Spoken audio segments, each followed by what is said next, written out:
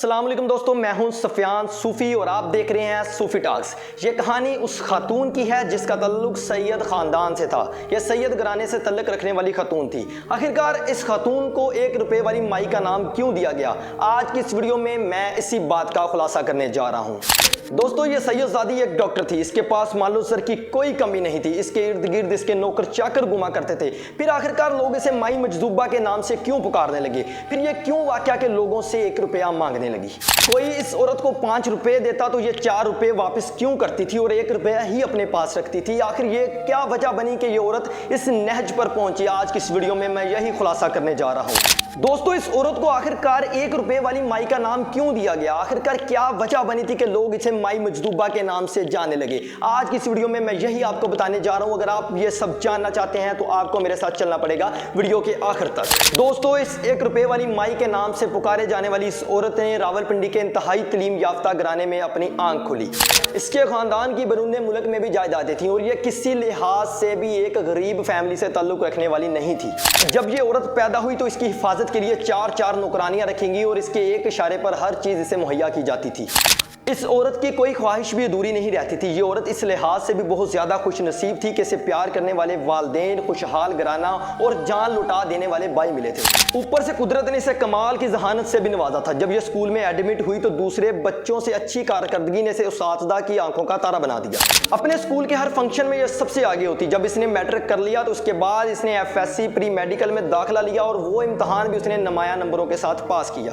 جب اس عورت نے FSC پری میڈیکل کا امتحان نمایاں نمبروں کے ساتھ پاس کیا تو پاکستان کے ہر میڈیکل کالج کے دروازے اس کے لیے کھل گئے۔ اس کے بھائی جرمنی میں سیٹل تھے اور وہ وہیں پر اپنا کاروبار کرتے تھے۔ جب اس عورت نے FSC پری میڈیکل کا امتحان بہت ہی اچھے نمبروں کے ساتھ پاس کر لیا تو اس کے بھائیوں نے اسے MBBS کروانے کے لیے اپنے پاس جرمنی میں بلا لیا۔ جب اس عورت نے جرمنی میں MBBS کا امتحان پاس کر لیا اور 5 سالہ ڈگری لے لی تو اس کے بعد اس نے جرمنی میں ہی ہاؤس جاب شروع کر دی۔ پھر یہ عورت جرمنی سے لندن چلے گئی اور اپنے فن میں کمال حاصل کرنے کے بعد اس عورت نے فیصلہ کیا کہ میں اپنے ملک پاکستان اور پاکستانیوں کے لیے کچھ کرنا چاہتی ہوں۔ پیسے کی اس عورت کے پاس کوئی کمی نہیں تھی۔ یہ صرف اور صرف خدمت خلق کرنا چاہتی تھی۔ اسی ارادے کو لے کر یہ پاکستان آ گئی اور یہاں پر آ کر اس نے نوکری کرنا شروع کر دی۔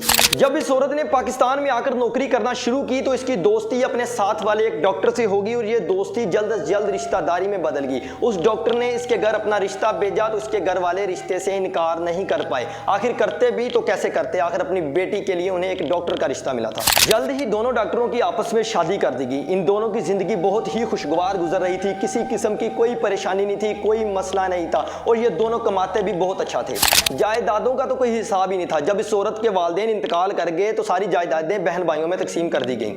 اس عورت کے بھائی جائیداد میں سے اپنا حصہ لینے کے بعد یہ ملک چھوڑ کر بیرون ملک جا کر سیٹل ہو گئے۔ جب اس کے بھائی پاکستان چھوڑ کر چلے گئے تو اس کے شوہر نے اس پر زور دباؤ ڈالا کہ میں ایک نیا ہسپتال بنانا چاہتا ہوں، اپنا ایک ذاتی ہسپتال بنانا چاہتا ہوں۔ اس کے لیے مجھے بہت ساری رقم کی ضرورت ہوگی تو تم ایسا کرو کہ تم اپنی جائیداد بھی میرے نام کروا دو، ہم دونوں مل کر اس ہسپتال کو چلائیں گے اور خدمت خلق کریں گے۔ لیکن اس کے شوہر کے ذہن میں تو کچھ اور ہی چل رہا تھا۔ اس کے شوہر کے ذہن میں کھوٹ تھی۔ وہ چاہتا تھا کہ اس کی ساری جائیداد میں خود ہڑپ لوں اور ہڑپنے کے بعد اس کو چھوڑ دوں۔ اس عورت نے اپنی ساری جائیداد اپنے شوہر کے نام کروا دی اور اسے کہا کہ تم اپنا ذاتی ہسپتال بناؤ، ہم دونوں مل کر اس ہسپتال کو چلائیں گے اور خدمت خلق کریں گے۔ جب اس عورت نے اپنی ساری جائیداد اپنے شوہر کے نام کر دی تو اس کا شوہر ساری جائیداد لے کر فرار ہو گیا۔ دوستو، لوگ محبت میں اپنا سب کچھ لٹانے کی بات کرتے ہیں تو اس عورت نے بھی اپنے شوہر کی خاطر اپنا سب کچھ لٹا دیا تھا۔ جب اس کے لالچی شوہر نے ساری جائیداد اپنے نام کروا لی تو اس نے اس عورت کو اپنے گھر سے نکال دیا، کیونکہ وہ سچی محبت تو اس سے کبھی کرتا ہی نہیں تھا۔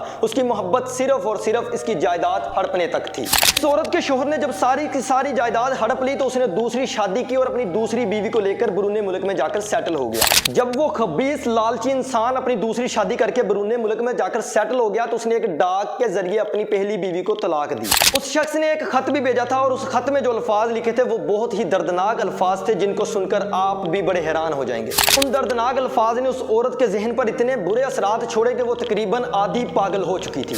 دوستو، اب آپ حیران ہوں گے کہ آخرکار اس خط میں ایسا کیا لکھا تھا کہ جس نے اس عورت کے ذہن پر اتنے برے اثرات ڈالے۔ اس خط میں لکھا تھا کہ میں نے تمہیں اس قدر کنگال کر دیا ہے کہ کوئی تمہیں اب 1 روپیہ بھی نہیں دے گا۔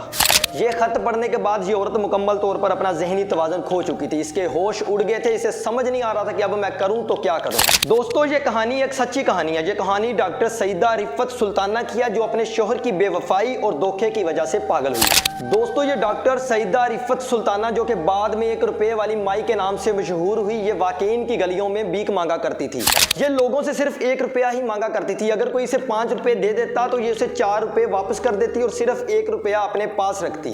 इस औरत के सबकॉन्शियस माइंड में अभी भी वो अल्फाज गूंज रहे थे जो कि इसके शोहर ने इसे कहे थे। दोस्तों जैसा कि मैंने आपको शुरू में बताया कि इसके शोहर ने कहा था कि अब तुम्हें कोई 1 रुपया भी नहीं देगा, तो शायद यही वजह थी कि ये लोगों से सिर्फ और सिर्फ 1 रुपए की भीख मांगा करती थी। इस औरत ने वाकईन की गलियों में तकरीबन 20 साल भीख मांगते हुए गुजारे और ये औरत वहां पर माई मजदूबा के नाम से मशहूर हो गई।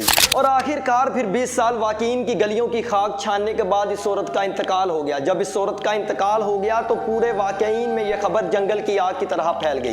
जब इस औरत के इंतकाल की खबर वाकईन के लोगों के पास पहुंची तो पूरे का पूरा वाकईन सोगवार हो गया। इसके जनाजे में लोगों की एक बड़ी तादाद ने शिरकत की। इस औरत के इंतकाल की वजह से पूरा शहर सोग मना रहा था। कहने वाले कहते हैं कि जिस दिन इस औरत का इंतकाल हुआ उस दिन ना तो कोई दुकान खुलेगी ना ही किसी खोखे का शटर उठाया गया। कहते हैं कि जिस दिन इस औरत का इंतकाल हुआ उस दिन सारे के सारे तलीमी इदारों में छुट्टी कर देगी। लोग इसका सोग मनाने में इस कदर मसरूफ हो गए थे कि लोगों को अपनी कारोबारी जिंदगी भी याद ना रही। दोस्तों इस कहानी को आप तक पहुंचाने का बुनियादी मकसद ये है कि हमें अपनी रिश्तेदारी के मामलात में कभी भी धोखाधड़ी से काम नहीं लेना चाहिए। अगर कोई शख्स हम पर आंख बंद कर भरोसा रखता है तो हमें उसके भरोसे का बरम रखना चाहिए। हमें उसका भरोसा तोड़ने के बजाय उसका साथ देना चाहिए और उसके मामलात में भी उसका साथ देना चाहिए और सारी जिंदगी उसके साथ रहना चाहिए।